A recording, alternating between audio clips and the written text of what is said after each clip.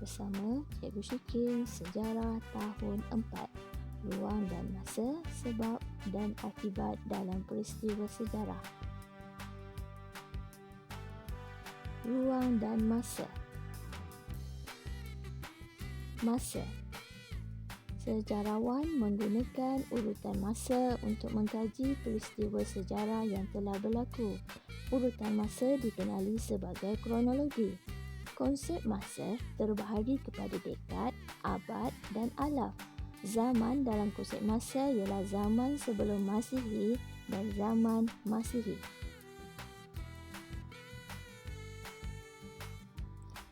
Raja garis masa. Sebelum Masihi. Zaman sebelum kelahiran Nabi Isa. Masihi. Zaman selepas kelahiran Nabi Isa. Dekad. Tempoh selama 10 tahun. Abad. Tempoh selama 100 tahun. Alaf. Tempoh selama 1000 tahun.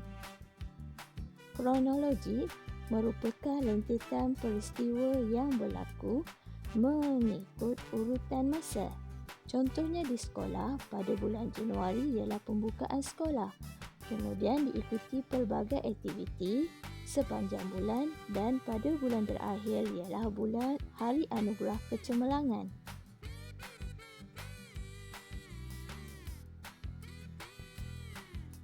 Ruang. Ruang sejarah luas membolehkan sejarawan menjalankan penyelidikan mengikut bidang seperti politik, ekonomi dan sosial. Ruang dan masa memudahkan kita memahami peristiwa sejarah yang telah berlaku. Oleh itu, kita dapat menulis peristiwa sejarah yang lengkap dan tersusun. Sebab dan akibat dalam peristiwa sejarah. Setiap peristiwa sejarah yang berlaku mempunyai sebab dan akibat. Sebab dan akibat dalam peristiwa sejarah akan menimbulkan perasaan ingin tahu tentang mengapa dan bagaimana serta kesan peristiwa sejarah berlaku. Berdasarkan pemahaman sebab dan akibat, kita dapat mengambil iktibar dan pengajaran daripada peristiwa sejarah.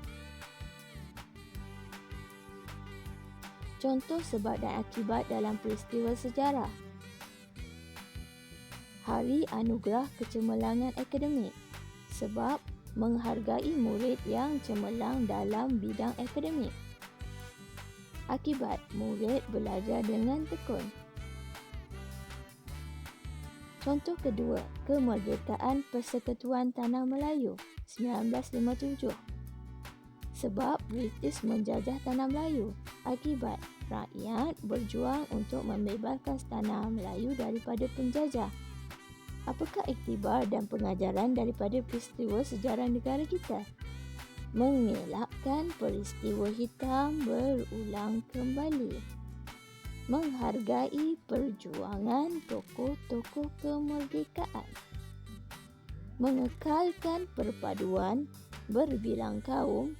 Mengukuhkan semangat patriotisme dalam diri rakyat Malaysia.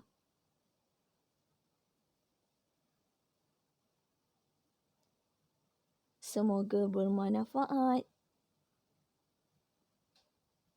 Bye.